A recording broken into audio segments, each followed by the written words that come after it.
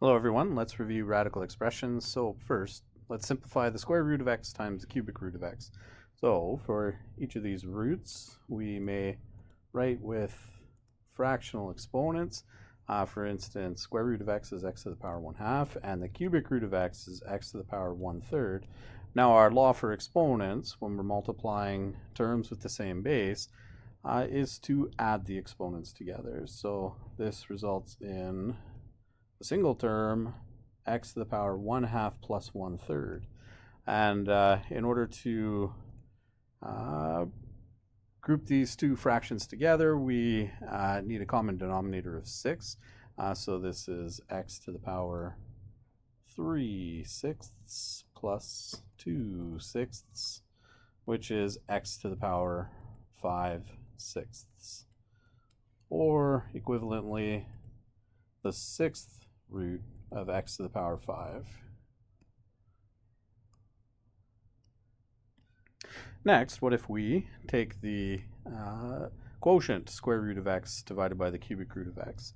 Well, again, we may write the square root of x as x to the power 1/2, and the cubic root of x is x to the power 1/3, and now our law for exponents says that we subtract these exponents. Well, again, using a common denominator of sixths, this is x to the power 1/6, or the sixth root of x.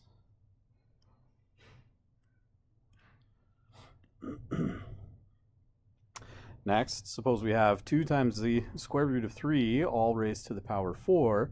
In this case, when we are taking a power and applying to a product of terms, we want to use sort of a distributive law. We take this power and apply it to each, the 2 and the square root of 3. 2 to the power 4 is 16. And the square root of 3 to the power 4 is 9. Well, 16 times 9 is 144.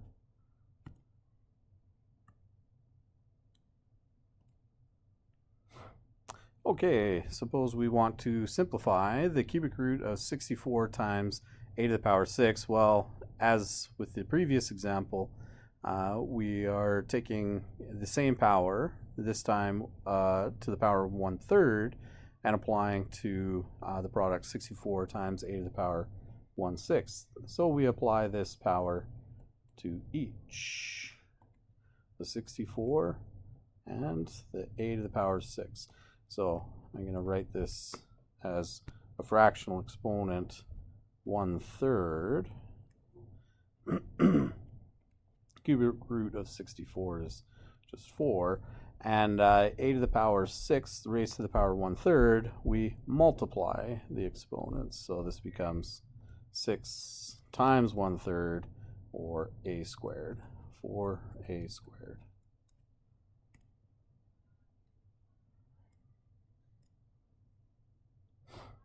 Last, let's simplify -2 over the 4th root of x, all to the power -2. Well, our laws for exponents say that with a negative exponent, we want to take the reciprocal, okay, of our fraction here, now to the power +2. And as with the previous examples, now we apply this power to everything on the inside. For instance, the 4th root of x is now squared, and in our denominator, -2 is all squared. Okay, well, the 4th root of x means x to the power 1/4, which is squared. Okay, -2 squared is 4.